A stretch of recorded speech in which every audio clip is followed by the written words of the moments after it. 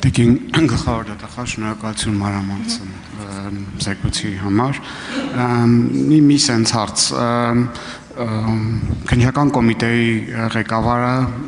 իր զեկույցում նշեց, որ Կոստանյանի նկատմամբ հետախուզում է հայտարարվել գործերից մեկով։ Հիմա ես ուզում եմ հասկանալ այդ մարտի 1-ի քննության ամբողջ պատմության ընթացքում քանի անձանց նկատմամբ ուրեմն հայտարարվել հետախուզում, արդյոք տեղյակ եք թե որ պետությունը որտեղ են գտնվում այդ անձիկ մասին խոսքը գնում է, այդ բոլոր պետությունների հետ էքստրադիցիայի համաձայնագիր Հայաստանի Հանրապետությունը ունի թե չունի եւ դատախազությունը ինչ ջանքեր է գործադրում այդ մարդկանց հետ ստանալու ուղղությամբ։ Շնորհակալություն։ Մարտի 1-ի գործի հետ կապված Գևորգ Կոստանյանը եւ քննչական խմբի ղեկավար Վահագն Հարությունյանը մեղադրվում են հետագայում պաշտոնական դիրքի չարաշահմամբ, ապացույցների կեղծման եւ գործի քննություն ըստ էության խեղաթյուրելու դրվագներով, դրանք բուն մարտի 1-2-ի գործողությունների հետ փոխկապակցված չեն, փոխկապակցված են հետագայում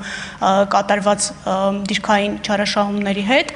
Երկու անձի մասով էլ քննչական խմբի ղեկավարի եւ Կոստանյան Գևորգի մասով մեր ունեցած տվյալներով այդ անձին գտնվում են Ռուսաստանի Դաշնությունում։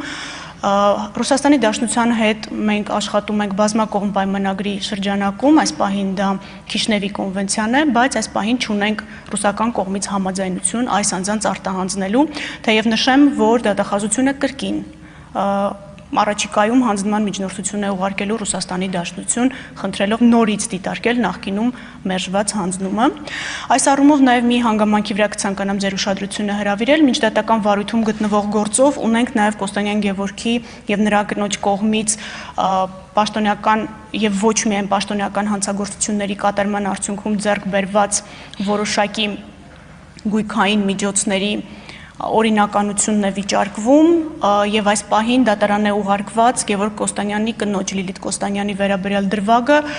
նշեմ, որ Կոստանյանները բացի մարտի 1-ի հետ կապված գործից մեղադրվում են նաեւ չարաշահումների եւ փողերի լվացման մեջ եւ այս պահին դատարանում գտնվում է կնոջ դրվագը, որովհետեւ Կոստանյանը հետախուզման մեջ է, կինը Հայաստանի Հանրապետության տարածքում է եւ կարող ենք առկա ձևաչափով դատաքննություն իրականացնել։